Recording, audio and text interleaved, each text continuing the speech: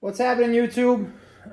Day 2 of our Enduro car build here. And it turns out the Enduro car fairies did not come by and clean this bucket of shit out last night. So, that's going to be number 1. We got to get this junk out of here. Then we're going to make it mechanically sound. We're going to fix the right rear wheel bearing and hub, put front brakes on it, get some camber in it. Once we get that done, I'm going to start working on the cage. So, no time to waste. We're going to just get right into it. Here we go!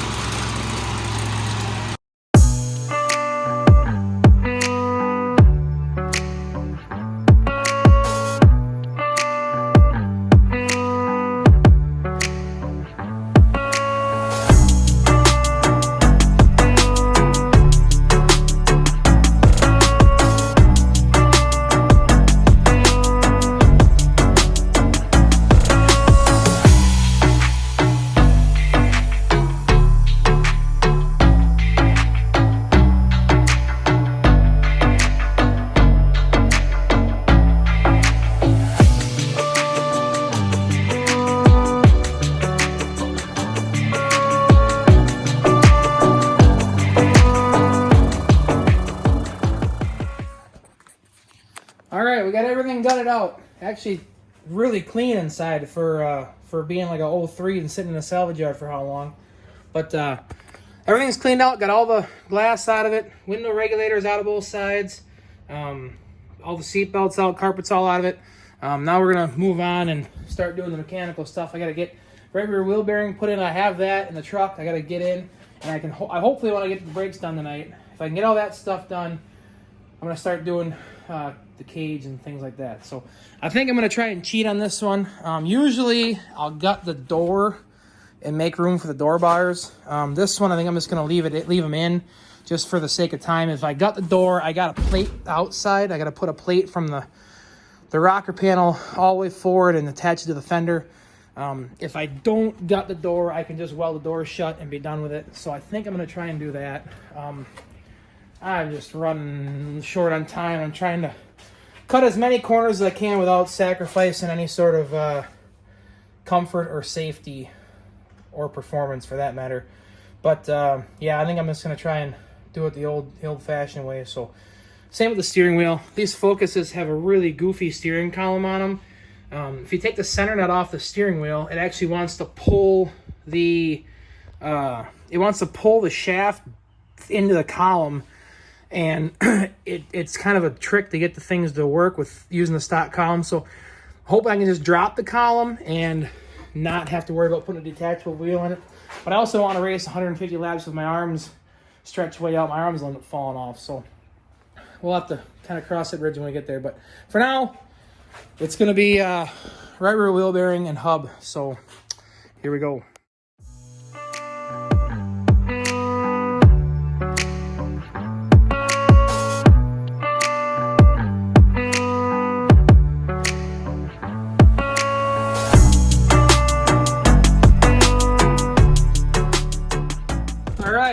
Right rear wheel bearing and hub assembled and ready to go. Good news!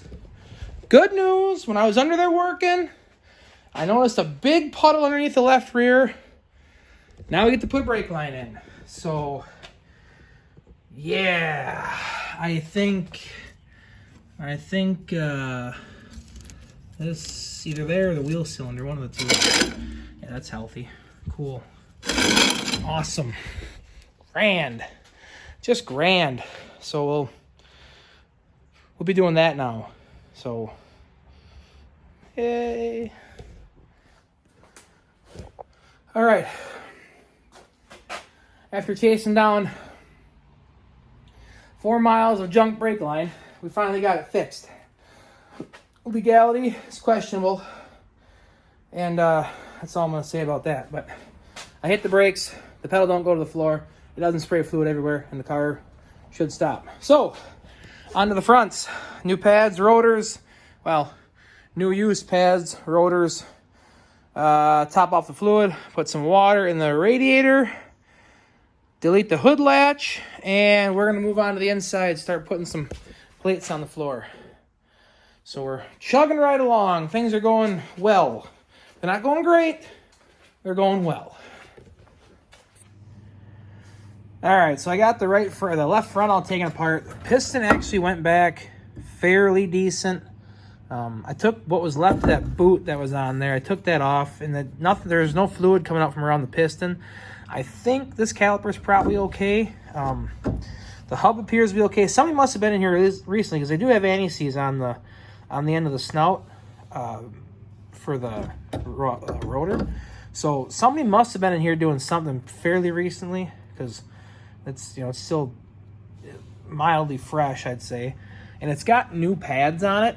The pads aren't, I don't know what they are. I've never seen with this goofy looking springs. We're going to delete that because we don't need those where we're going.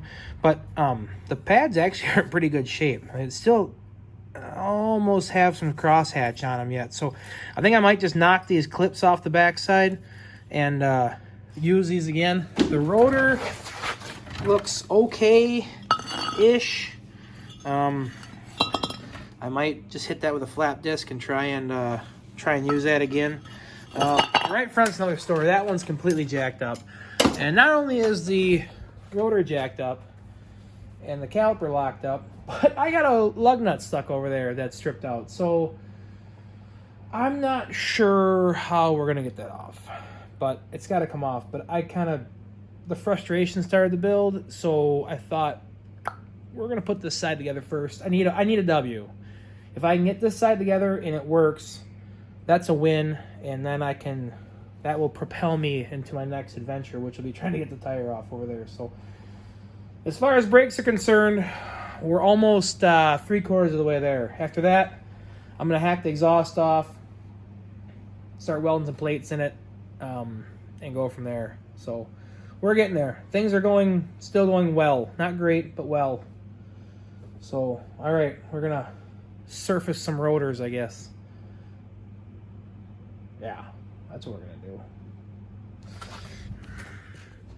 All right, I got the right front apart finally. I just took it actually was easier than I thought. I just took an 18mm socket, jammed it over the rounded off nut.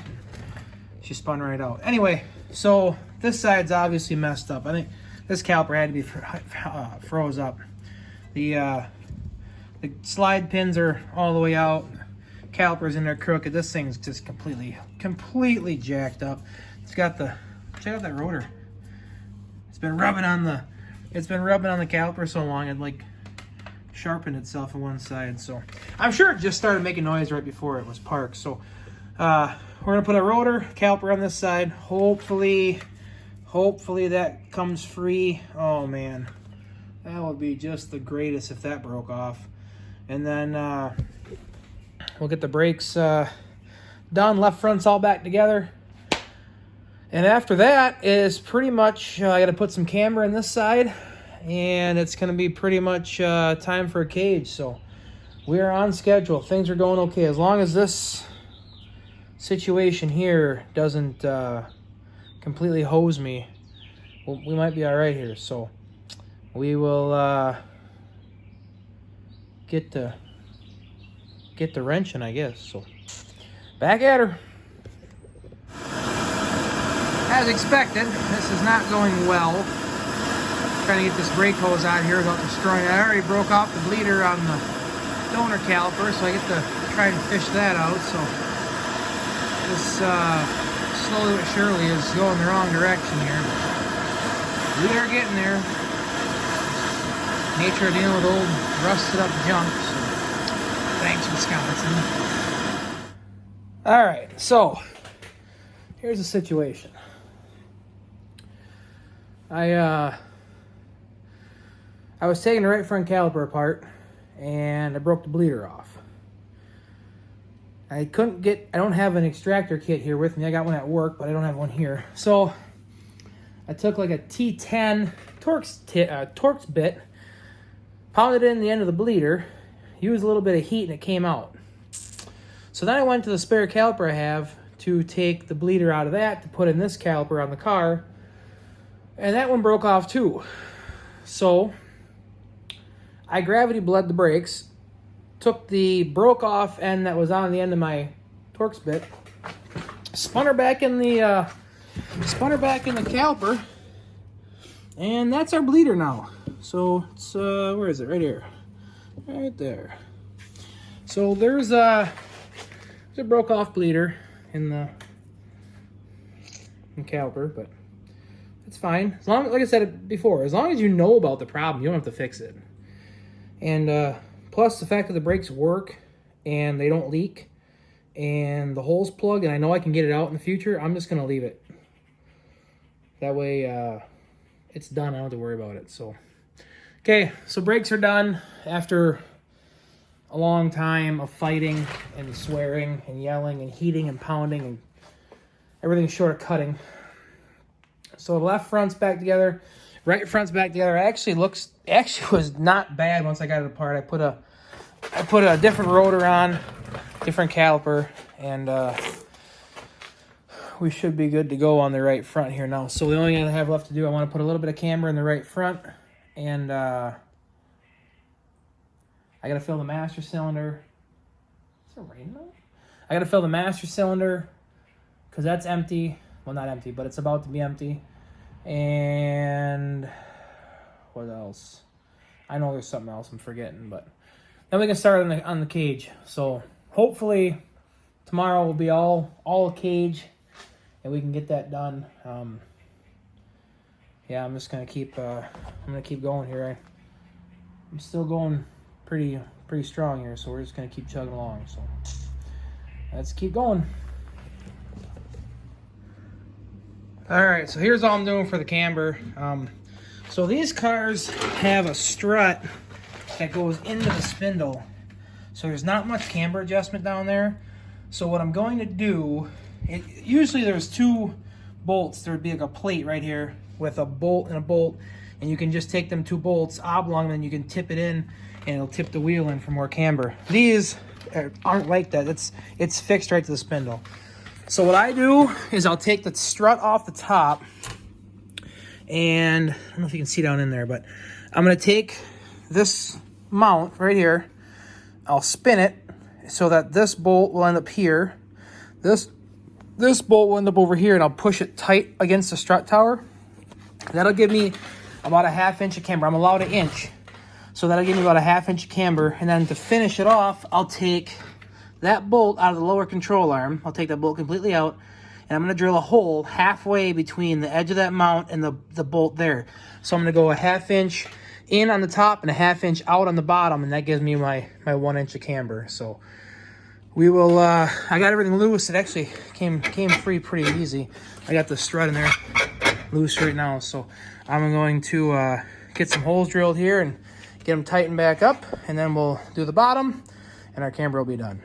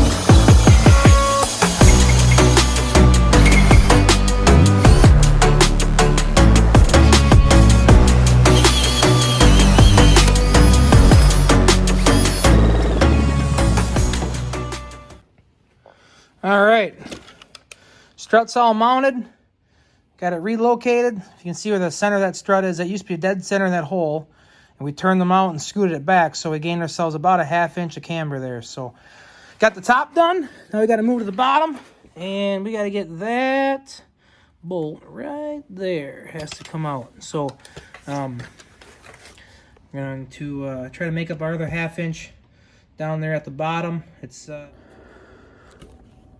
all right, I got the right front all put back together. Ended up having to go a little more caveman with it.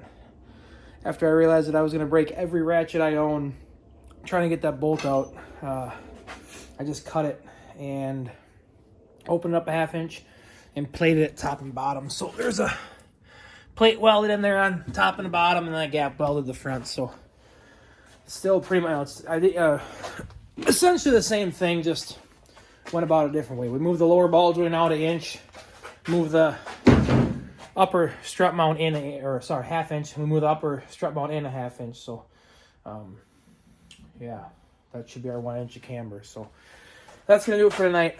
I got a lot done tonight, so I'm pretty happy with the progress so far. Tomorrow, my dad should have the hoop bent up, and should be able to get the plates welded on the floor, get the hoop in, work on getting the seat in, and then steering column, door bars, and plating. And I gotta get some tires ordered, and we should be ready to go. So things are going well so far. Still going well. Not going great, going well. Said that before, say it again. So anyway, like I said, if you like this kind of stuff, let me know. I appreciate you guys hanging out with me. So I figured if I'm going to do this build and be out here working these ridiculous hours trying to get this stupid car done in whatever, 3, 4 days, 5 days now, I might as well take you guys along with me. So like always, thanks for hanging out with me. I'm going to make sure my shop ain't going to burn down, go in the house, take a shower, and go to bed. So everybody enjoy the rest of their night, and we will see you tomorrow. We'll be out here welding roll cages and stuff. So catch you guys later. Bye.